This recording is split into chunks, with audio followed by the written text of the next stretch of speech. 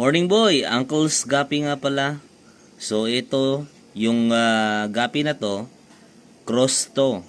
Resulta pala to ng pag-cross ng blonde na female. Yung ginamit dito at yung purple lace natin. Kaya ganito yung itsura niya. At nagtataka ako, Lodi, yung dorsal talaga yung nakita ko unang-una. Umiba yung dorsal nila.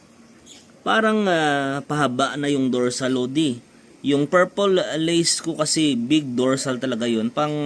Pabilog talaga yung dorsal. Tapos yung HB blue natin pabilog. At ito amazing.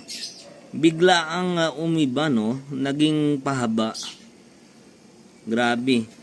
Pero gusto kong sabihin sa inyo na aksidente yung cross na to.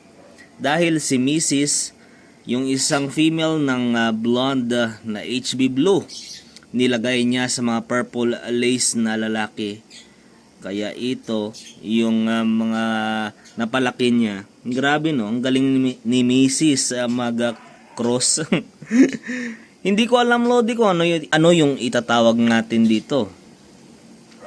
Parang yung pattern ng isa dyan, parang malapit na mag-mosaic, yan, no? Tapos yung iba naman, parang cobra. Yung isa naman dyan, parang lace pa rin yung pattern. Pero yung kulay niya, Lodi, sa totoo lang bakit kaya ganito sa cellphone natin? Parang yellowish yung kulay niya. Pero kapag sa personal, maputi yung kulay nito, Lodi. Sa cellphone ko ata na pangit. Kaya ayun grabe, umiba yung dorsal, no? Yung pahaba. Grabe. Kung kayo yung tatanungin ko, ano yung itatawag nyo sa gapi na to? Alright, comment na kayo dyan, Lodi, sa ibaba.